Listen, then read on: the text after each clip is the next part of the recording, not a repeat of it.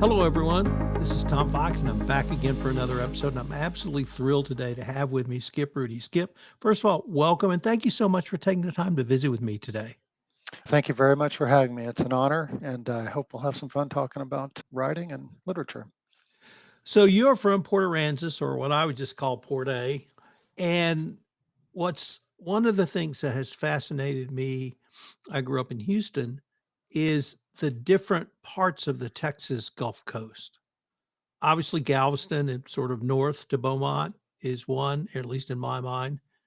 Then we've got sort of that mid part, Matagorda Bay, down to Port Aransas, and then Padre Island, all the way down to the coast. And there, one might think it's one big seashore, but it's really not. And I was really interested to sort of hear the culture of Port Aransas from your perspective, having moved there as nearly a teenager. Can maybe tell us about what was it like to grow up in a leisure place like Port Aransas, and equally importantly, what was it like to live there full time? That's a really interesting question, and it was, I would say, very much a place where contrasts were very stark depending on what time of year it was. So when we moved there, the sign for coming into town is Port Aransas, population 1,200. Now, I don't know what that sign says today, but certainly the number of people on the island every day is just it's just blossomed, and there's just a tremendous amount of activity there every day during the week now. At the time when I moved there, things were really intense, and a lot of people were visiting during fishing tournaments and during the holidays and even just during the regular summer holidays. But then once you got to September, October, and winter set in, it was absolutely desolate.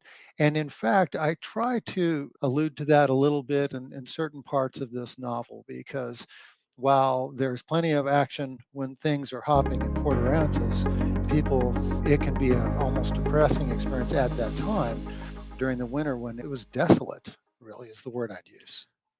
Was the island access via a ferry, or was there a bridge by the time you moved there? It was all ferry, but you could also come in through Corpus. But if you came in through Aransas Pass, which I did every day when I was in school through high school because we went to Aransas Pass High School, we crossed the ferry every day. But you could also get to the island, of course, at that time through Corpus Christi and the what was called the Island Road, but it's now Highway 361.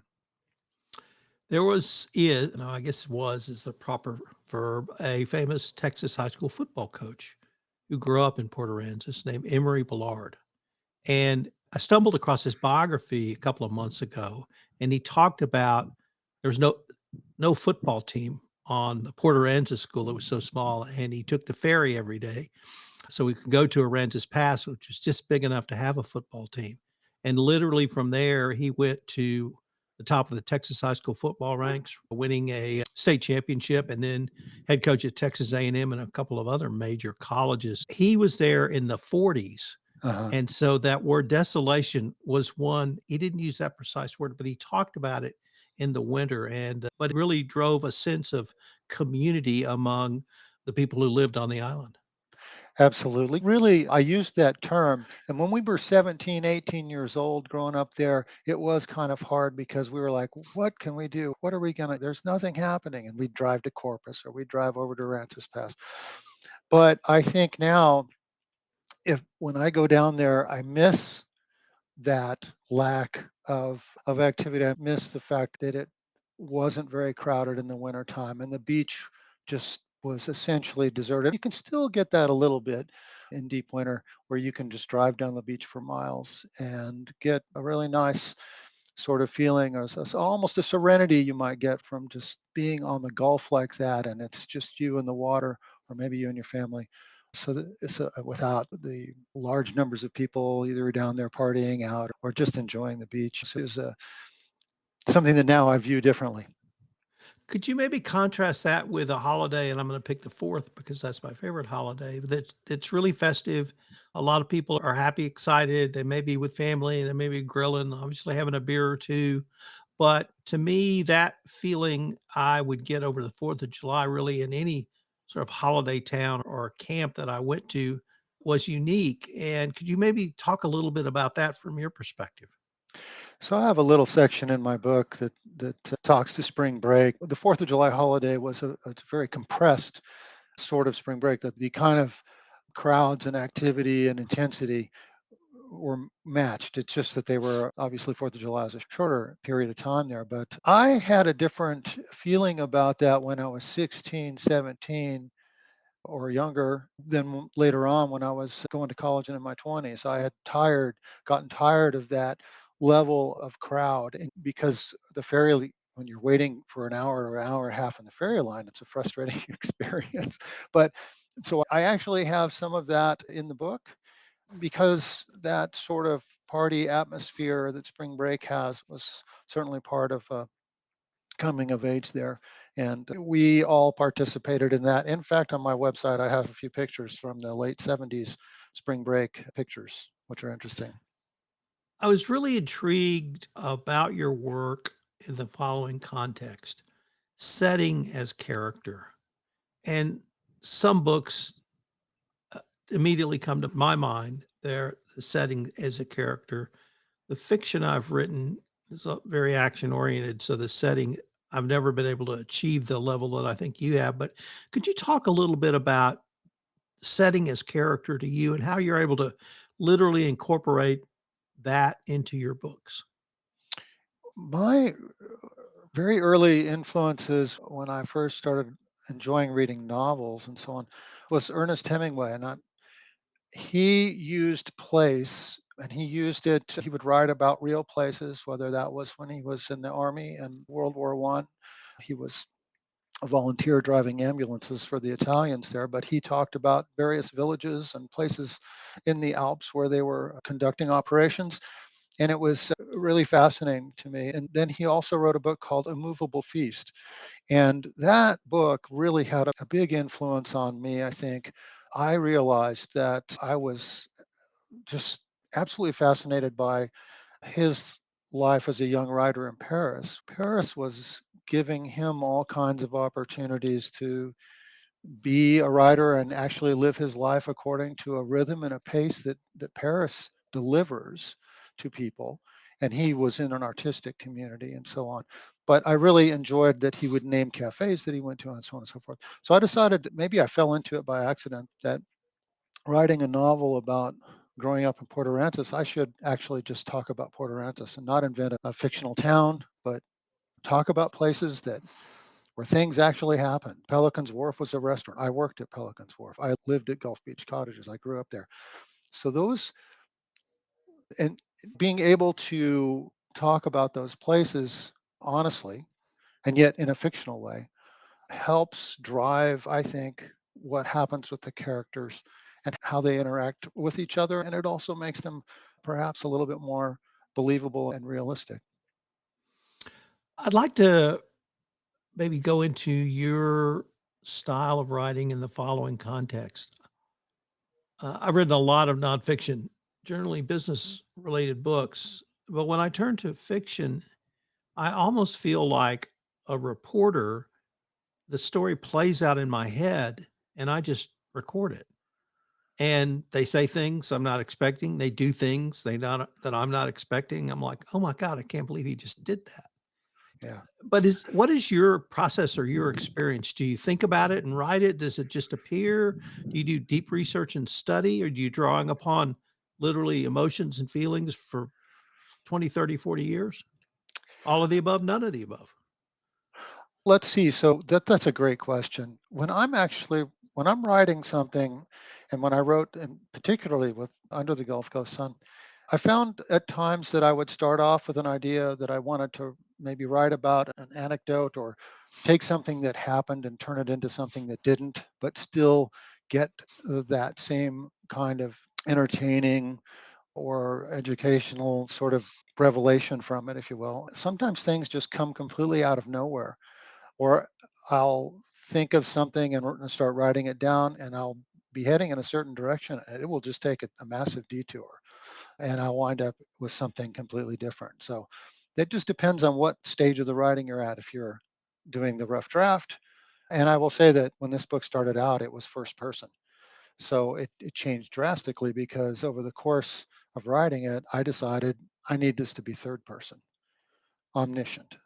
And so that was a big change as well. But I would say there's a general kind of trick that fiction writers have. They have to take what happened and turn it into something that didn't. And yet it has to have that same believability and sort of truthfulness to it that you might get reporting a story that happens as a journalist. When I originally was doing some research on you and your book, and I read the title, Under the Gulf Coast Sun, I thought midday, blazing sun, oppressive heat, incredibly blue sky, the water lapping off of the seashore. And then I realized you're only thinking about that because it's 100 degrees in Kerrville, Texas. There's lots Yeah. of Gulf Coast suns. There's an evening sun, there's a dusk sun, there's a sunup sun. So I wanted to maybe explore with you just using your title Under the Gulf Coast Sun. Are you able to incorporate all of those phases of the sun into your story and maybe draw something from that? That's a wonderful question. And I'm going to answer it with yes. So, the very first sentence of this book is a sunrise with thunderhead and a sort of a cloud pattern that you see on the cover of the book, actually. Other points you have the characters on the beach, the sun is blazing just like you described it. It's extremely hot, it's humid, the wind is not really blowing very hard. And then there's also beautiful sunsets with rainstorms and rainbows happening. So, all of these different phases of daylight, I guess, if you will, are there. And in certain cases, they're symbolic, and in other cases, they're just descriptive.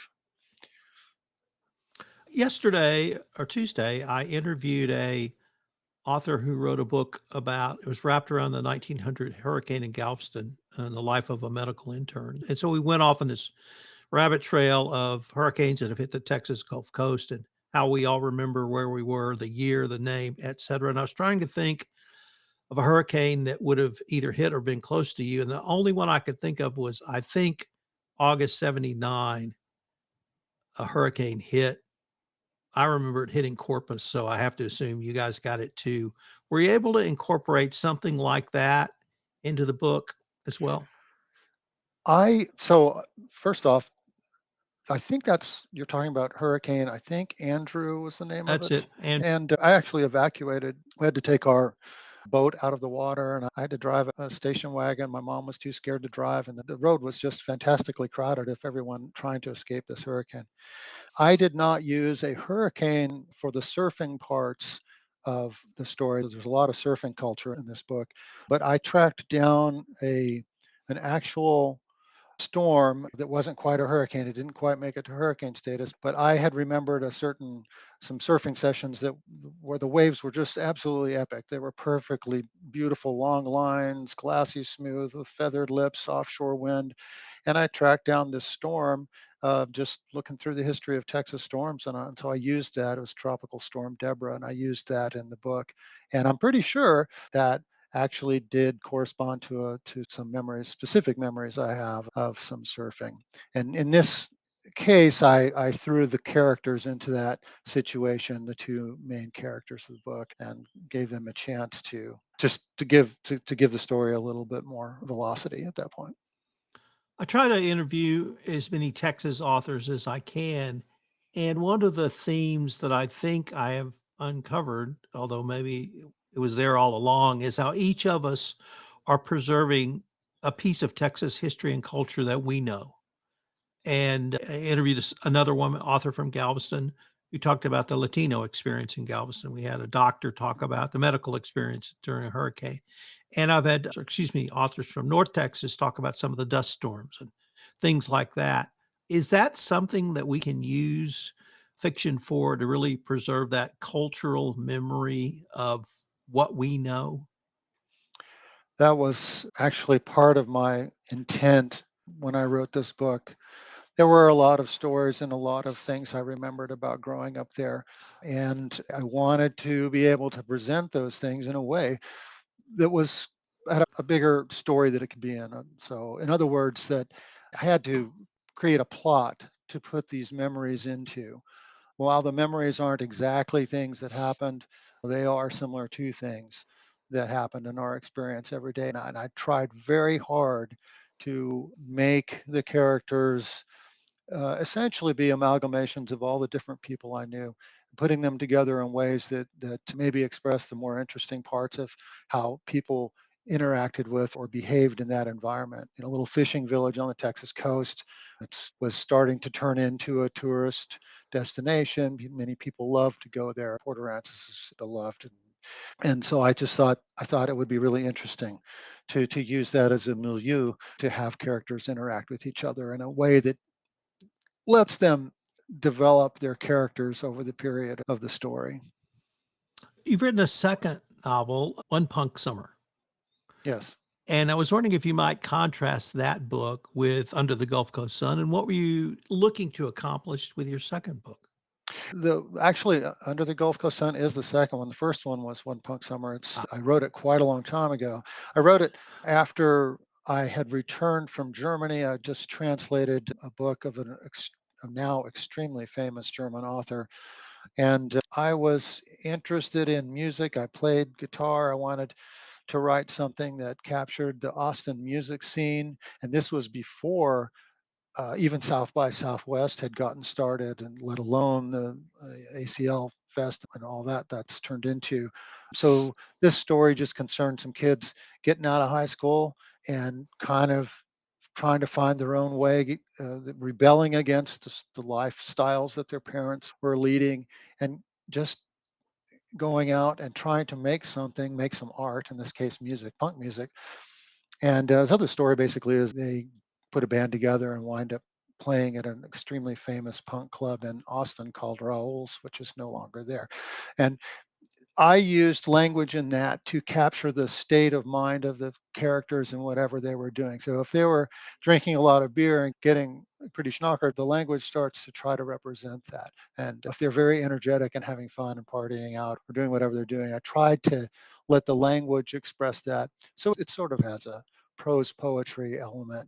And I gave a copy to my publisher, Lauren, because I was teasing him that it is a book that defies rather than follows the Chicago Manual of Style. And we were joking around about that and how he feels guilty if he even makes any variation from that, which I understand. That's right. But he has a journalist background. But anyway, that was a very different approach than with Under the Gulf Coast Sun, which I did that much less with. we're going to have to explore this a little bit Okay. because I landed in Austin in 1975. There you I go. have been to Raoul's. And at that time, I thought the punk scene was more about lifestyle. Now, I'm a huge music guy, although I'm a listener, I'm not a player. And now I see punk as musically a reaction. I don't want to say to some excesses because I love prog rock, but as a response to maybe prog rock. And prog rock, a lot of strings, a lot of different rhythms, a lot of different timings. And when I heard punk, I thought, this is basic 4/4 rock and roll. Even I understand it. Yeah. And as a musician, how do you see punk? And really, was it a transitional phase which allowed us to maybe move back to some of the roots of 60s rock or pop that turned into rock? I think that absolutely is. That's a great characterization of it. I learned how to play guitar when growing up in Port Aransas. I got a guitar, and a really wonderful Gibson SG guitar, and started playing that. And I would play heavy metal and progressive rock like Rush. Okay, I would learn how, and I played that for a long time. But later, I came to really appreciate what was happening in punk. A little bit belated, perhaps, but I came to really appreciate it as its own musical style, which is a reaction to some of the complexity that prog rock used as a basis for the music. So yeah, that's a great way to put it. There were places on the drag where the musicians would just play for passing the hat. and a buck and a quarter pitchers kind of place. Yeah, And those were the days. I spent a lot of time in those places, but I got to listen to and talk to a lot of musicians because they'd have to walk around and pass a hat for their pay for that night, and really learned a lot about what they were trying to do musically. And I was just, like I said, seeing it as kind of a thumb in the parent's eye social movement. Yeah. I enjoyed all of those wonderful places that Austin used to have that evolved over the 80s. And then many of these great places, Liberty Lunch, Rolls, obviously, Clubfoot, all these places, the Armadillo World Headquarters, those places got shut down. The town, as it started to change under the influence of the arrival of big tech, shut down a lot of those places. But the hole in the wall is still there. And you can still go there. And I don't think anyone pays for passing the hat, but usually people have tip jars out anyway. I think I heard you say you work with Lauren Steffi for the publication of your second book. Yeah, so this was another difference when I wrote Under the Gulf Coast Sun. I really was looking to have an editorial assessment of it done. I sent it off to a couple places. They sent it back. One of them kept it for 4 months, and I thought, oh, this is looking good. But while that was out at those publishers, I hired an editorial assessment editor who had written romance novels for Harlequin and their bestsellers. I wanted her feedback in particular because I have a very strong female lead character who I wanted to make sure that I had to get inside. Had to do some head hopping between the male main lead and then this female. And I wanted to get a female's perspective on whether or not I was doing an okay job with that or not, or if there were problems. And also, I wanted to see what her feeling was about the overall structure and any kind of help that she could offer. She came back and told me she really liked it generally, but gave me some things to change. I made those changes and I sent those changes off to Lauren probably in January of 2020 through 24. Yeah, January of 24. And then after a couple of weeks, he said, hey, please send me the rest of it. It was just, I sent him a couple chapters. And I was very surprised when he called me and said, we really like this. And so that process for me worked very well, getting an editorial assessment. I did some other things to make sure that the plot and the story was driven according to certain kinds of beats that are important in love stories. But for me, I wanted to have a character, the female character, be an extremely strong person, and or at least very ambitious, very smart, and kind of a strong personality as well. And that was important for me. I also delved a little bit into, at the time, women were not going into engineering fields. They were not, generally speaking, involved with STEM type work. And I wanted this character to be driven to one day get to work at NASA. And that's what her father had done. And so she was very inspired by his career. There's all kinds of little things in the story where astronauts come over to their house and they're working through the physics of the burn trajectories and everything going out to the moon. But I wanted to have that. And it was really important to have that feedback, I think, for that character. So could I ask you if you've got any projects in under work, got some ideas, or maybe share where you might go down the road with all this? Sure, seems like I'm always coming up with some new idea and writing it down. I don't have time to do them all, but so I'm building an airplane. It's a kit plane, and when I'm done with that, I intend on flying it around, and I'm going to try to work on a book that talks about the experience of building the plane and flying it around, meeting other people who have also built airplanes and interviewing them. I don't know if you've ever read William Least Heat Moon's book, Blue Highways, but I have sort of something in mind along those lines. And I'm working on a novel right now that is a more literary fiction. It starts out on the Texas coast, but then moves to the hill country, following the character's development over time. Goes to Germany for a little bit and then comes back to the hill country where the story will play out in the hill country. It's sort of a love story, but it doesn't end necessarily with a happy end. I don't want to talk too much about it, but it leans pretty heavy into Greek mythology. Now you've got me really intrigued because I'm a huge Greek mythology fan. But I hope that perhaps we can visit on that when it comes out as well. Okay. Skip, unfortunately, we are near the end of our time for this episode. But before we leave, I wanted to ask you if our listeners wanted to connect with you, find out more about your work, or certainly publish any of your work, what would be the best place or places for them to go? I think that any online retailer will have Under the Gulf Coast Sun. The One Punk Summer is also available on Amazon, just like Under the Gulf Coast Sun is, but there are some select local bookstores down on the coast that have it. But I think the easiest way right now to get it would be just going to an online retailer and getting it that way, or going to Stony Creek Publishing's website. They have several different links to acquiring that book. It was certainly a lot of fun to write. And but those are the places. Yes, I also have social media. You can look me up on the internet and link into various websites. And certainly, I've got a couple of Facebook profiles. One of them is just Skip Rhudy, and one of them is Skip Rhudy Books. And you could go to either one of those.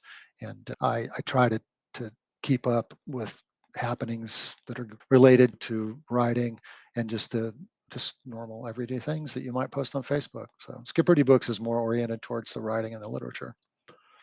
Skip, I wanted to thank you again for taking the time to visit me, and I look forward to continuing this conversation. Thank you very much for having me. It's been a pleasure for sure.